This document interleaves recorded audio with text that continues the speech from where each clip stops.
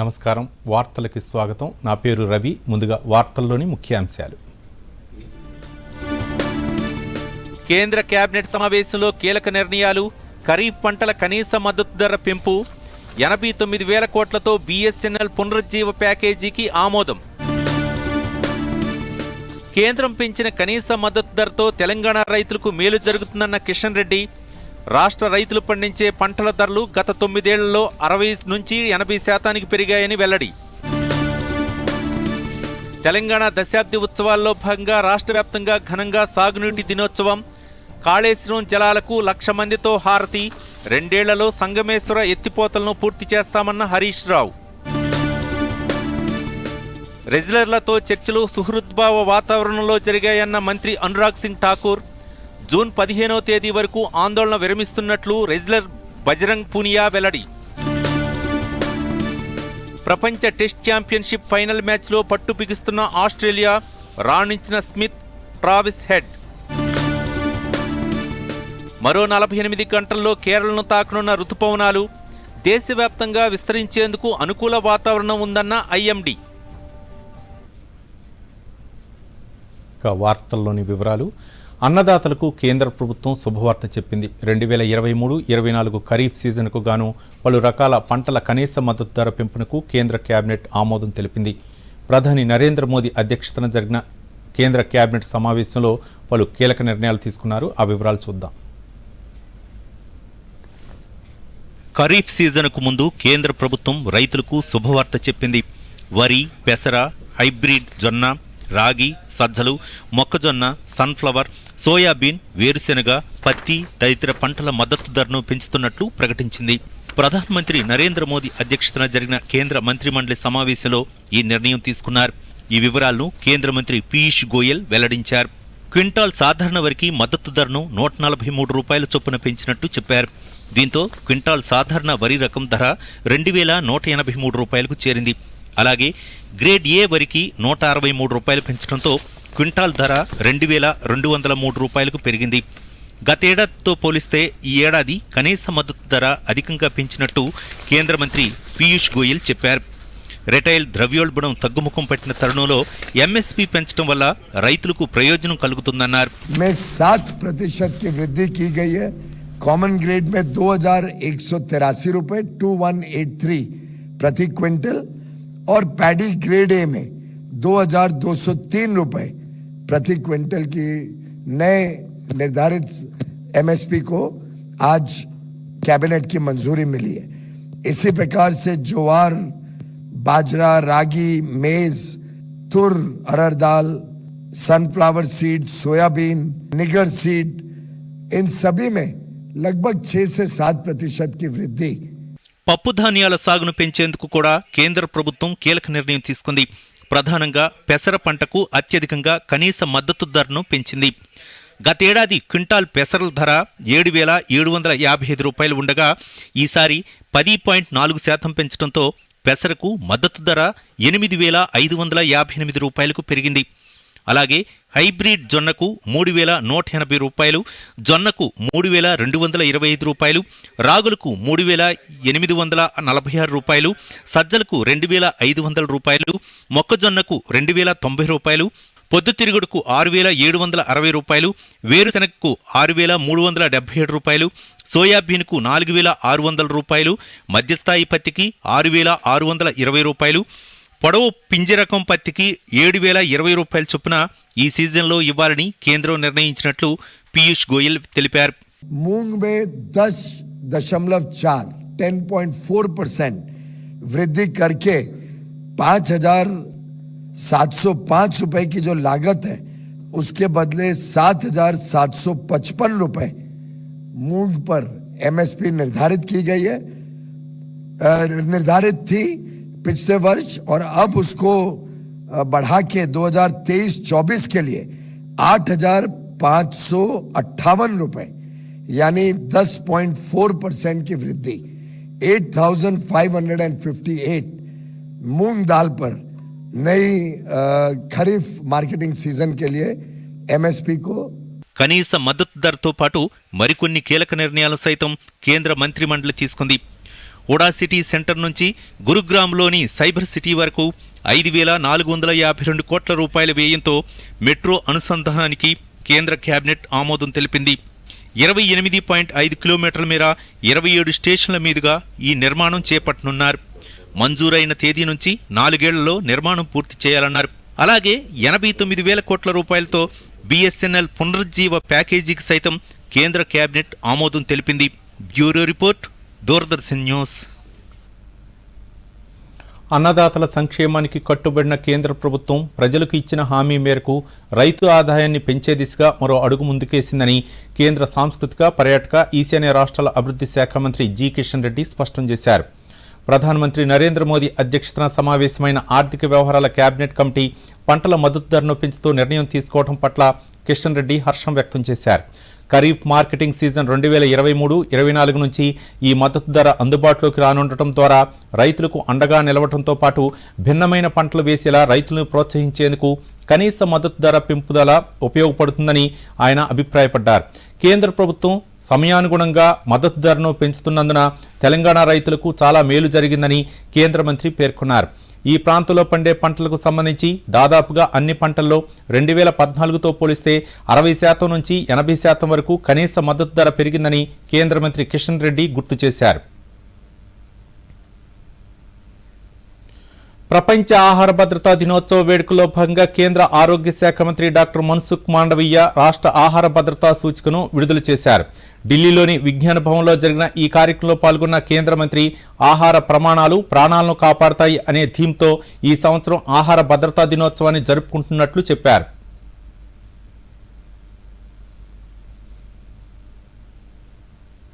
दोस्तों चैलेंज को हमें स्वीकार करना चाहिए और एनालिसिस करना चाहिए कि क्या हम ऐसी रेसिपी बना के दे, ऐसा स्टैंडर्ड बना के दे जो हमारे देश के नागरिक डायबिटिक ना हो, हमारे देश के नागरिक बीपी के पेशेंट ना हो। दोस्तों ये सब हैबिचुअल डिसीज है, ये पहले नहीं होते थे, तब हमारी जीवन शैली कैसी थी। अभी हमारी जीवन शैली बदली है, तो बदलता जीवन शैली के साथ हमारा खान पान क्या होना चाहिए। दोस्तों मैपिंग हम हमारा स्टैंडर्ड से करना चाहिए। जब इस टाइप से उसका मैपिंग होने लगेगा और उसके लिए टीम एक भाषा में बात करनी चाहिए, सब लोग एक भाषा में, फसाई भी एक भाषा में बात करें, अदर मिनिस्ट्री भी एक भाषा में बात करे, जनता भी एक भाषा में बात करे, आप कोई डिबेट में कंसल्टेशन के लिए बैठे वहां भी एक ही भाषा में बात हो, तब जाके जनमानस पर एक छवि बनती है। नाउ एंड टुडे अभी तक मैं मानता हूं कि समाज जीवन में फूड स्टैंडर्ड और क्वालिटी के बारे में हमें जो सोसाइटी में वातावरण बनाना चाहिए हम नहीं बना पाए। हम ऐसा तैसा खाते रहते हैं, इधर उधर खाते रहते हैं, अनहाइजेनिक खाते रहते हैं। इसलिए मैंने तय किया है कि हमें उसके लिए शुरुआत करें, क्या करना चाहिए। तो हमने मिनिस्ट्री की ओर से तय किया कि हम देश में 100 फूड स्ट्रीट बनाएंगे। అభివృద్ధి అయినా సాంకేతికత అయినా నేటి నవభారతం అన్ని రంగాల్లోనూ పురోగమిస్తుంది. కొత్త తరం కొత్త ఆలోచనలతో కొత్త భారతదేశాన్ని నిర్మిస్తోంది. మరియు దేశంలోని బాధ్యత గల పౌరులందరూ సమయానికి చెల్లించే ముందస్తు పన్ను కారణంగా ఇవన్నీ సాధ్యమయ్యాయి. మీరు కూడా సకాలంలో ముందస్తు పన్ను చెల్లించడం ద్వారా దేశ ప్రగతిలో భాగస్వామి అవుతారు. అడ్వాన్స్ ట్యాక్స్ డిపాజిట్ చేయడానికి చివరి తేదీ 15 జూన్ 2023. టీడీఎస్, టీసీఎస్ ని తీసివేసిన తర్వాత 10,000 లేదా అంతకంటే ఎక్కువ పన్ను బాధ్యత కలిగిన ఏదైనా కంపెనీ, కార్పొరేట్ లేదా వ్యక్తులు మరియు సంస్థలు జూన్ 15, 2023 లోపు తమ ముందస్తు పన్ను వాయిదాను చెల్లించాలి. ప్రత్యేక్ ఆయకర్ దాతా, ఏక్ రాష్ట్ర నిర్మాత.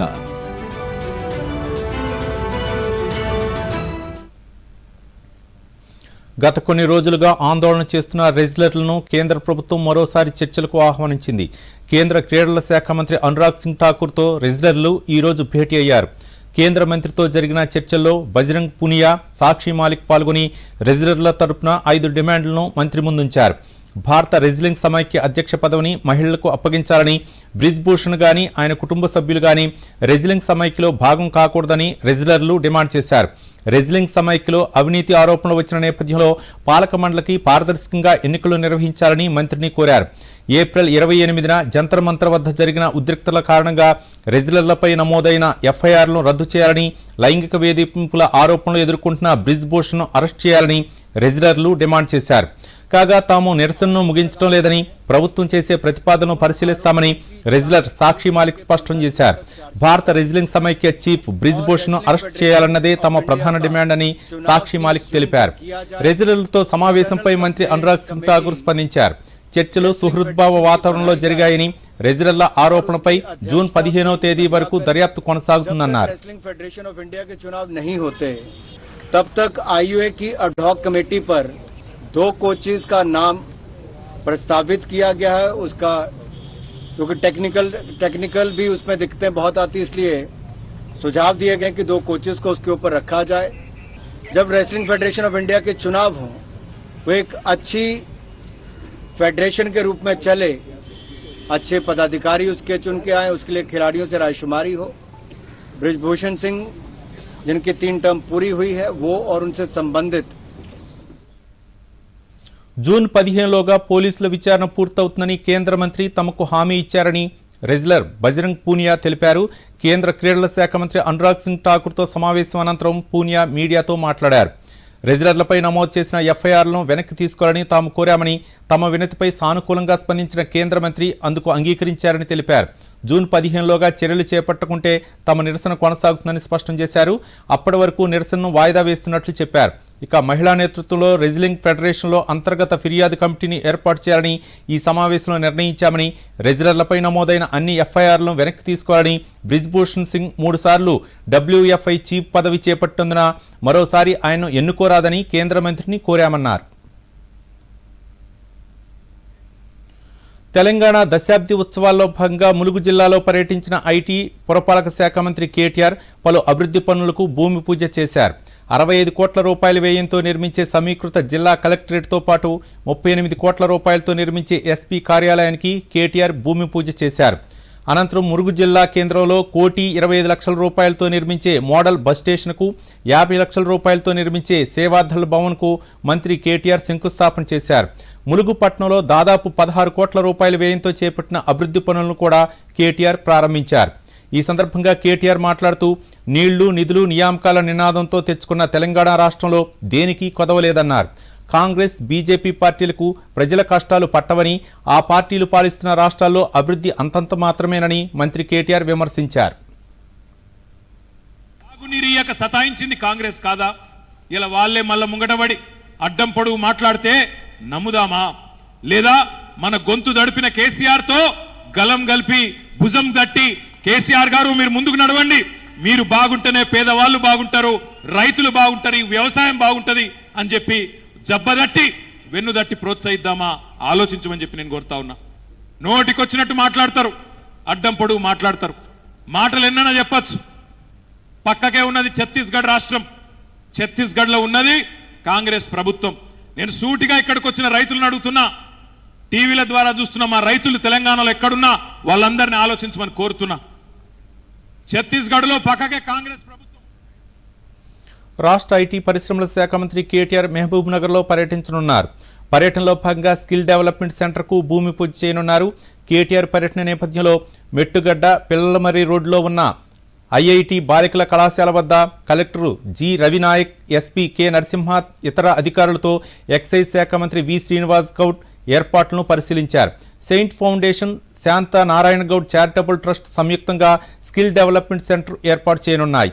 ఫౌండేషన్ల ఆధ్వర్యంలో 100 రోజుల పాటు స్కిల్ డెవలప్మెంట్ శిక్షణ పొందిన మహిళలకు సర్టిఫికెట్లు ప్రదానం చేయడంతో పాటు సెంటర్ నిర్మాణానికి కేటీఆర్ భూమి పూజ చేస్తారు.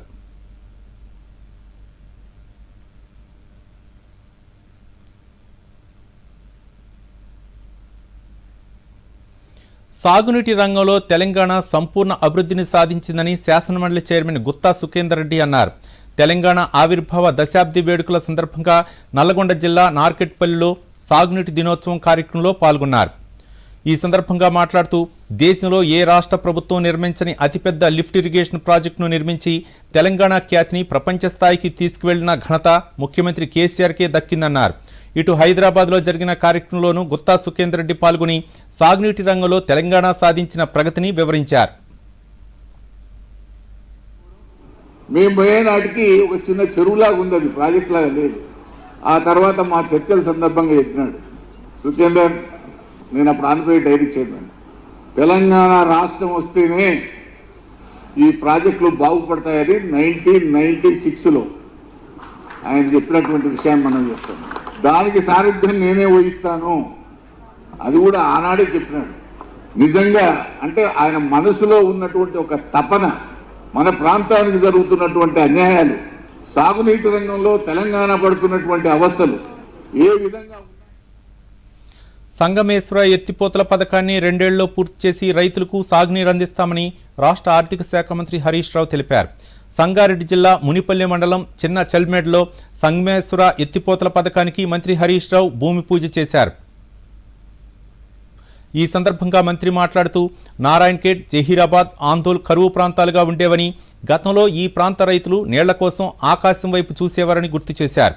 వర్షాలు కురవక వేసిన విత్తనాలు మొలకెత్తని పరిస్థితి ఉండేదని, సింగూరు ప్రాజెక్టు కట్టి ఇక్కడి భూములు ముంచిన గత ప్రభుత్వం నీళ్లు మాత్రం ఇక్కడ ప్రజలకు ఇవ్వలేదన్నారు.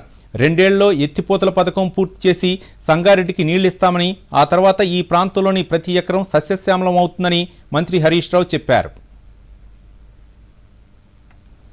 మన జహీరాబాద్, నారాయణఖేడ్, అందోల్, సంగారెడ్డి ఈ ప్రాంతం అంతా కూడా కరువు కాటకాలతో బాధపడ్డ ప్రాంతం. తాగడానికే నీళ్లు లేక మా అక్క చెల్లెలు పడ్డ కష్టాలు అంతా ఇంత కాదు. కానీ అటువంటి ఈ ప్రాంతానికి ఇవాళ మన ముఖ్యమంత్రి కేసీఆర్ గారు సింగూరు జలాలను, ఆ గోదావరి నీళ్లను తెచ్చి ఈ ప్రాంతాన్ని సస్యశ్యామలం చేసే సంగమేశ్వర ప్రాజెక్టుకు శంకుస్థాపన చేసుకున్నాం. సంగారెడ్డి జిల్లాలోని సదాశివపేట తహసీల్దార్ కార్యాలయాన్ని మంత్రి హరీష్ రావు ఆకస్మికంగా తనిఖీ చేశారు. తహసీల్దార్ కార్యాలయంలో ధరణి పనితీరును తనిఖీ చేశారు. అక్కడే ఉన్న రైతులను ధరణి పోర్టల్ గురించి అడిగి తెలుసుకున్నారు.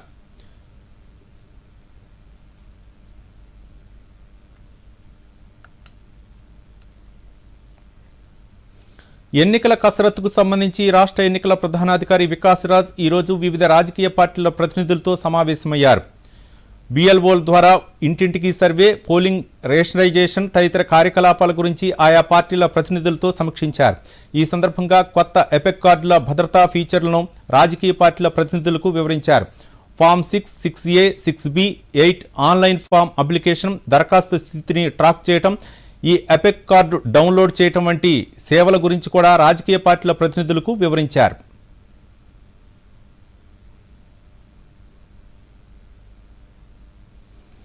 పేదలతో పాటు అన్ని వర్గాల ప్రజలు ఇబ్బందులు పడకుండా ముఖ్యమంత్రి కేసీఆర్ సానుకూల నిర్ణయాలు తీసుకుంటున్నారని రాష్ట్ర పౌర సరఫరాల శాఖ మంత్రి గంగుల కమలాకర్ అన్నారు. ప్రభుత్వ హామీతో సమ్మెను విరమించుకున్న రేషన్ డీలర్ల సంఘం ప్రతినిధులతో హైదరాబాద్ సచివాలయంలోని కార్యాలయంలో మంత్రి సమావేశమయ్యారు. సమ్మెను విరమించుకున్నందుకు ముందుగా మంత్రి వారికి కృతజ్ఞతలు తెలిపారు. రేషన్ డీలర్ల సమస్యలను ముఖ్యమంత్రి కేసీఆర్ దృష్టికి తీసుకెళ్లి పరిష్కరిస్తానని హామీ ఇచ్చారు.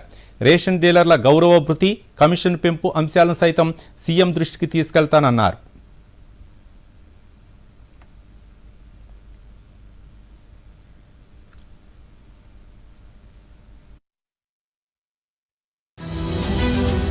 అభివృద్ధి అయినా సాంకేతికత అయినా నేటి నవభారతం అన్ని రంగాల్లోనూ పురోగమిస్తుంది. కొత్త తరం కొత్త ఆలోచనలతో కొత్త భారతదేశాన్ని నిర్మిస్తోంది. మరియు దేశంలోని బాధ్యత గల పౌరులందరూ సమయానికి చెల్లించే ముందస్తు పన్ను కారణంగా ఇవన్నీ సాధ్యమయ్యాయి. మీరు కూడా సకాలంలో ముందస్తు పన్ను చెల్లించడం ద్వారా దేశ ప్రగతిలో భాగస్వామి అవుతారు. అడ్వాన్స్ ట్యాక్స్ డిపాజిట్ చేయడానికి చివరి తేదీ 15 జూన్ 2023. టీడీఎస్, టీసీఎస్ ని తీసివేసిన తర్వాత 10,000 లేదా అంతకంటే ఎక్కువ పన్ను బాధ్యత కలిగిన ఏదైనా కంపెనీ, కార్పొరేట్ లేదా వ్యక్తులు మరియు సంస్థలు జూన్ 15, 2023 లోపు తమ ముందస్తు పన్ను వాయిదాను చెల్లించాలి. ప్రత్యేక్ ఆయకర్ దాతా, ఏక్ రాష్ట్ర నిర్మాత.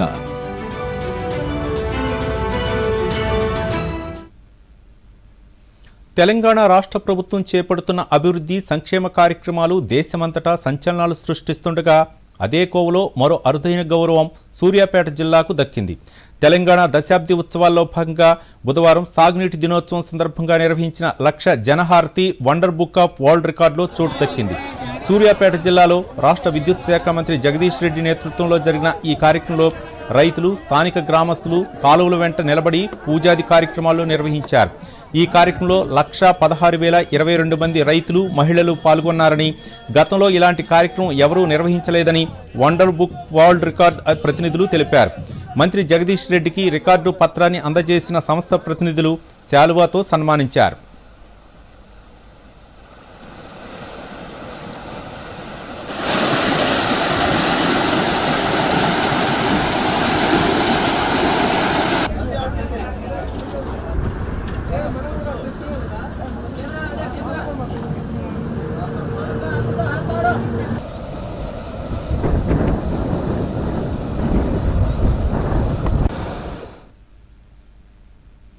పుట్టబోయే బిడ్డ ఆరోగ్యంగా ఉండాలంటే తల్లి ఆరోగ్యంగా ఉండాలి. అందుకే రేపటి తరం ఆరోగ్యాన్ని దృష్టిలో ఉంచుకొని గర్భిణీలు, బాలింతలు, చిన్నారులకు అంగన్వాడీ కేంద్రాల ద్వారా పౌష్టికాహారం అందిస్తున్న సంగతి తెలిసిందే.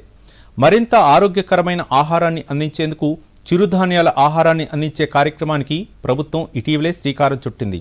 ప్రయోగాత్మకంగా ప్రారంభించిన ఈ ప్రాజెక్టు కోసం భద్రాద్రి కొత్తగూడెం జిల్లా ఎంపికైంది. ఆ వివరాలు చూద్దాం. భద్రాద్రి కొత్తగూడెం జిల్లాలోని 11 ప్రాజెక్టుల పరిధిలో 2,060 అంగన్వాడీ కేంద్రాలున్నాయి. గిరిజనులు ఎక్కువగా ఉన్న ఈ ప్రాంతంలోని అంగన్వాడీ కేంద్రాలను చిరుధాన్యాల ఆహారానికి ఎంపిక చేశారు. 2022 ఏప్రిల్ 1వ తేదీ నుంచి ఈ అంగన్వాడీ కేంద్రాల్లో చిన్నారులకు మిల్లెట్ ఆహారం అందిస్తున్నారు. ప్రతి బుధ, శనివారాల్లో గర్భిణీలకు, బాలింతలకు 100 గ్రాముల చొప్పున, చిన్నారులకు 50 గ్రాముల చొప్పున మిల్లెట్ ఆహారం అందజేస్తున్నారు.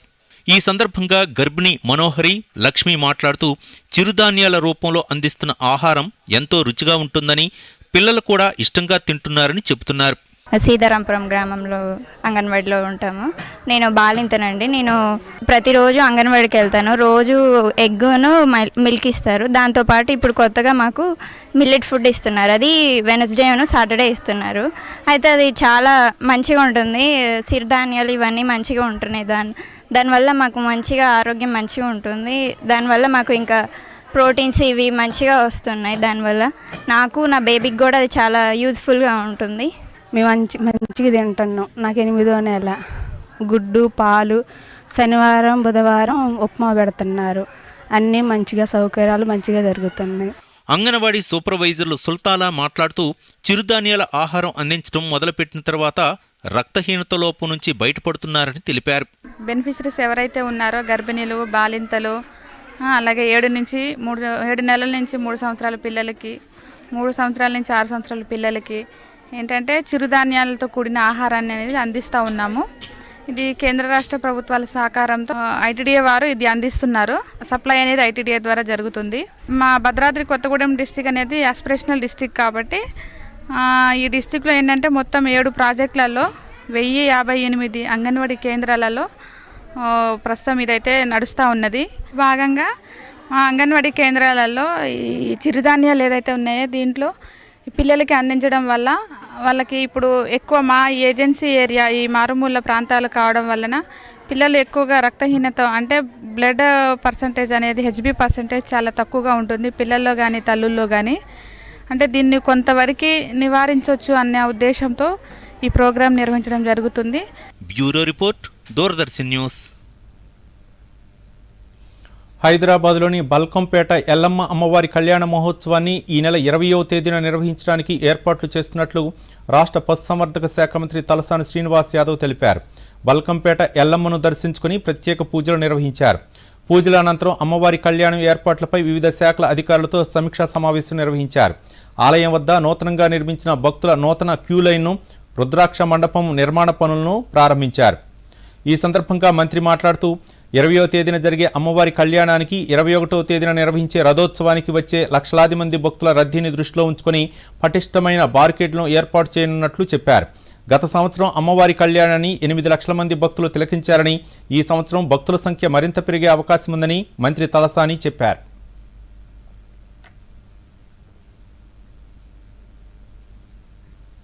తెలంగాణ రాష్ట్ర అవతరణ దశాబ్ది ఉత్సవాల్లో భాగంగా ఈ నెల 9న సంక్షేమ దినోత్సవాన్ని విజయవంతంగా నిర్వహించేందుకు అన్ని ఏర్పాట్లు చేయాలని బీసీ సంక్షేమ శాఖ మంత్రి గంగుల కమలాకర్ జిల్లా కలెక్టర్లను ఆదేశించారు. కుల వృత్తులను ప్రోత్సహించే లక్ష్యంతో ఆయా కుల వృత్తుల్లో ఉన్న వారికి ఎటువంటి బ్యాంక్ లింకేజ్ లేకుండా ₹1,00,000 గ్రాంట్ను అందజేసే కార్యక్రమాన్ని ప్రభుత్వం ప్రారంభించనున్న నేపథ్యంలో కార్యక్రమానికి సంబంధించి మంత్రి గంగుల సిఎస్ శాంతికుమార్తో కలిసి కలెక్టర్లతో వీడియో కాన్ఫరెన్స్ నిర్వహించారు. ఈ నెల 9న సంక్షేమ దినోత్సవాన్ని పురస్కరించుకొని జిల్లాకు కనీసం 50 యూనిట్లను గ్రాంట్ చేయాలని ఆదేశించారు. మంచిర్యాలలో ముఖ్యమంత్రి కేసీఆర్ స్వయంగా లబ్ధిదారులకు చెక్కులను అందజేస్తారని మంత్రి గంగుల తెలిపారు. ఒడిశా రైలు ప్రమాదంలో బాధితులను గుర్తించేందుకు భారతీయ రైల్వేతో పాటు ఒడిశా ప్రభుత్వం పలు చర్యలు తీసుకుంటోంది. ప్రమాదంలో మరణించిన వారి వివరాలు తెలుసుకునేందుకు బాధిత కుటుంబ సభ్యులు, బంధువులు, స్నేహితులు ముందుకు రావాలని రైల్వే అధికారులు విజ్ఞప్తి చేశారు. ప్రమాదంలో మరణించిన వారు వివిధ ఆసుపత్రుల్లో చికిత్స పొందుతున్న వారి వివరాలను ఆన్లైన్లో అందుబాటులో ఉంచామని తెలిపింది. అలాగే కటక్లో చికిత్స పొందుతున్న ప్రయాణికుల వివరాలను కూడా అందుబాటులో ఉన్నాయని తెలిపింది. బాధితుల వివరాలను తెలుసుకునేందుకు 24 గంటలు పనిచేసే హెల్ప్ లైన్ నెంబర్ 139కి ఫోన్ చేయాలని అధికారులు కోరారు. 3 రైళ్ల పెను విషాదం అనంతరం కోరమండల్ ఎక్స్ప్రెస్ మళ్లీ పట్టాలెక్కింది. పశ్చిమ బెంగాల్లోని షాలిమార్ నుంచి చెన్నైకి రైలు బయలుదేరింది. ప్రమాదం జరిగిన 51 గంటల్లోనే 2 ప్రధాన మార్గాలను రైల్వే సిబ్బంది అందుబాటులోకి తెచ్చారు. ప్రస్తుతం బాలేశ్వర మార్గంలో రైళ్లు యథావిధిగా తిరుగుతున్నాయి. ఈ నేపథ్యంలో షాలిమార్ చెన్నై కోరమండల్ ఎక్స్ప్రెస్ను తిరిగి పట్టాలెక్కించారు.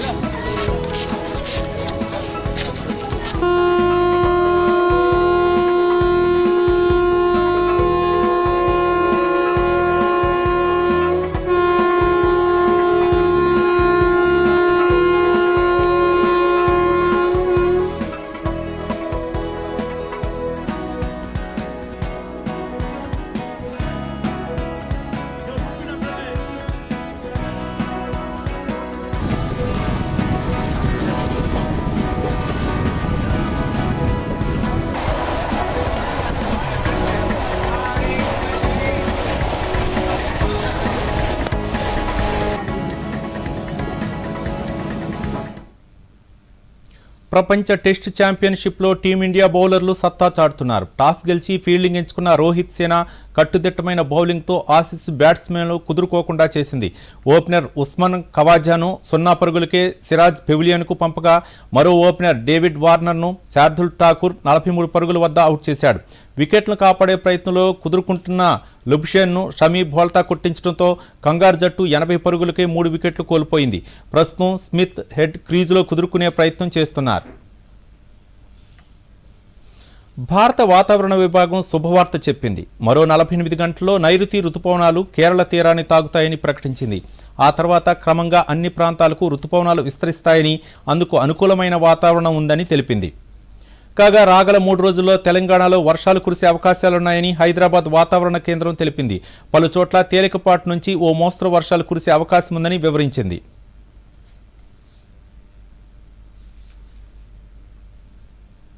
ఇక మరోసారి ముఖ్యాంశాలతో ఈ వార్తల్ని ముగిద్దాం. నమస్కారం. దూరదర్శన్ యాదగిరి వార్తలను ఇప్పుడు సోషల్ మీడియాలో కూడా చూడవచ్చు. యూట్యూబ్ అయితే డిడి న్యూస్ తెలంగాణ, ట్విట్టర్ అయితే DD news Telangana @DD Yadagiri news, మరి ఫేస్బుక్ అయితే డిడి న్యూస్ తెలంగాణలో చూసి సబ్స్క్రైబ్ చేసి లైక్ చేయండి, షేర్ చేయండి. కేంద్ర కేబినెట్ సమావేశంలో కీలక నిర్ణయాలు. ఖరీఫ్ పంటల కనీస మద్దతు ధర పెంపు, 89,000 కోట్లతో BSNL పునరుజ్జీవ ప్యాకేజీకి ఆమోదం. కేంద్రం పెంచిన కనీస మద్దతు ధరతో తెలంగాణ రైతులకు మేలు జరుగుతుందన్న కిషన్ రెడ్డి. రాష్ట్ర రైతులు పండించే పంటల ధరలు గత 9 ఏళ్లలో 60 నుంచి 80% పెరిగాయని వెల్లడి. తెలంగాణ దశాబ్ది ఉత్సవాల్లో భాగంగా రాష్ట్ర వ్యాప్తంగా ఘనంగా సాగునీటి దినోత్సవం. కాళేశ్వరం జలాలకు 1,00,000 మందితో హారతి. 2 ఏళ్లలో సంగమేశ్వర ఎత్తిపోతలను పూర్తి చేస్తామన్న హరీష్ రావు. రెజ్లర్లతో చర్చలు సుహృద్భావ వాతావరణంలో జరిగాయన్న మంత్రి అనురాగ్ సింగ్ ఠాకూర్. జూన్ 15వ తేదీ వరకు ఆందోళన విరమిస్తున్నట్లు రెజ్లర్ బజరంగ్ పూనియా వెల్లడి. ప్రపంచ టెస్ట్ ఛాంపియన్షిప్ ఫైనల్ మ్యాచ్లో పట్టు బిగుస్తున్న ఆస్ట్రేలియా. రాణించిన స్మిత్, ట్రావిస్ హెడ్. మరో 48 గంటల్లో కేరళను తాకనున్న రుతుపవనాలు. దేశవ్యాప్తంగా విస్తరించేందుకు అనుకూల వాతావరణం ఉందన్న IMD.